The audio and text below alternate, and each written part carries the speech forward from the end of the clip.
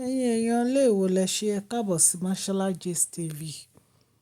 Gist èní tún lágbára o. Nǹkan tá a gbọ́ òun ni wípé àǹtí wa wọ́n ní wọ́n ṣe bẹbẹ lórí ọ̀rọ̀ street name o. Wọ́n ní ṣe ni wọ́n lọ mú orúkọ street tí kò yẹ kí wọ́n mú. Wọ́n ní wọ́n mú wọ́n yí padà sí orúkọ ọmọ wọn o. Wọ́n ní ọ̀rọ̀ yìí ó bí kábíyèsí nínú. Lórí ọ̀rọ̀ street, orúkọ street kan ní Ilé Ifẹ̀. Wọ́n ní ṣe ni àǹtí wa wọ́n ní ṣe náà lọ mú orúkọ yẹn náà sọ ní orúkọ ọmọ wọn. Láì jẹ́ kí bàbá wèrè ńlá gbọ́, ẹ̀ ń dá pàṣẹ. Ṣé ẹ̀yin ni kábíyèsí ni?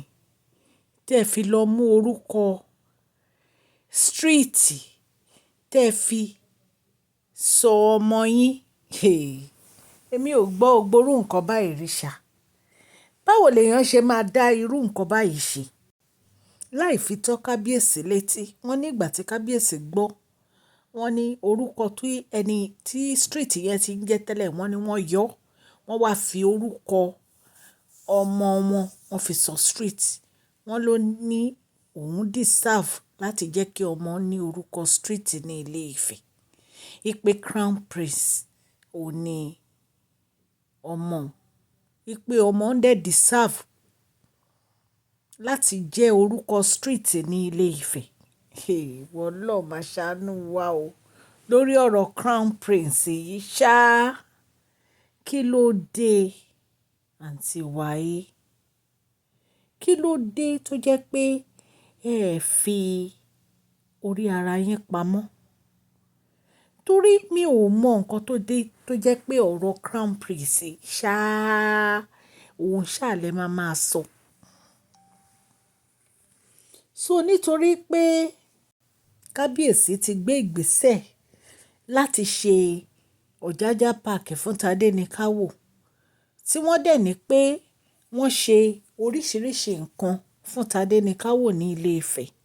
Ìtorí ẹ̀ lẹ́yìn náà ti fi fẹ́ jẹ́ kí ọmọ yín kó máa jẹ́ orúkọ street. Kí ló dé tó yẹ pé àwọn ìgbésẹ̀ tẹ máa ń gbé, bàbá wèrè ńlá wọn kì í approve ẹ̀? Ṣé bí ọba ó ba lórí ohun gbogbo ni?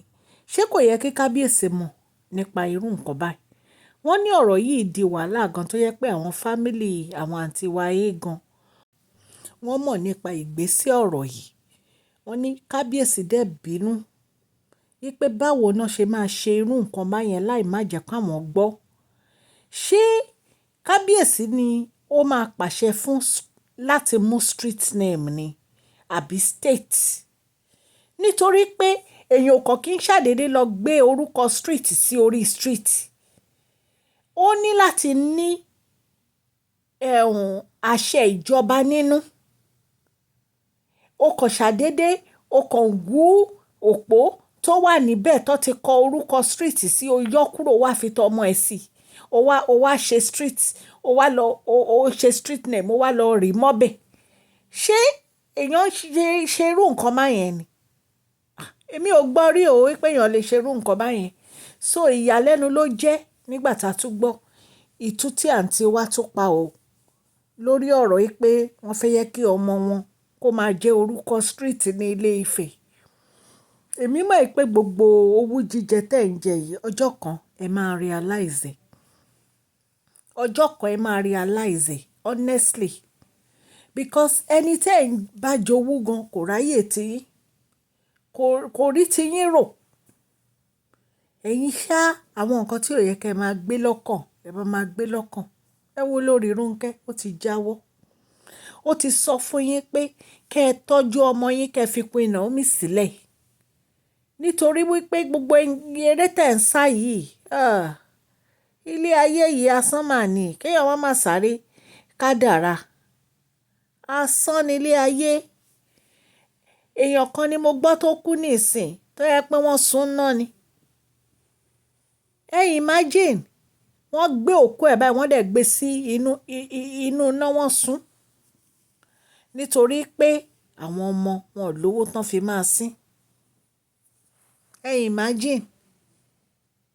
So tí àwa tá a wà láyé, ẹ jẹ́ ká fi sùúrù ká fi wá ayé máyà, nítorí páyé yìí asán ni. Kò sí nǹkan tá a mú wá sáyé, kò sí nǹkan tá a máa mú lọ. Ṣé ẹni tó ti kú ní ìṣètò sun níná ṣó mọ̀? Kéèyàn á máa lé nǹkan tí ò sọnù kiri. Ọlọ́run á wà pẹ̀lú àǹtí wa o. Allegedly bá ṣe gbọ́ nìyẹn o, ẹ̀yin ará ilé. A ní ká mú wá fún yín bí mo ṣe ń sọ. Mi ò bá kábíyèsí gbénu palace, nǹkan tá a gbọ́ la wá torchlight sí.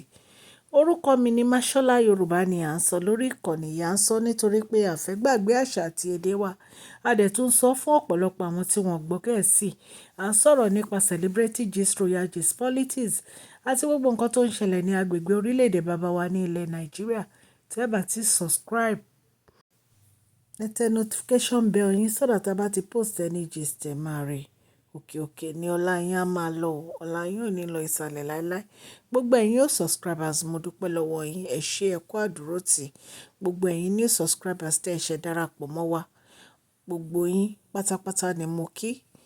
Ọlọ́run á bá mi gbọ́wọ́ yín sókè, ẹ ní tọrọ jẹ, ẹ ní tọrọ mu o. Ẹni ẹlẹ́ni ò ní gbà ṣe yín ṣe o.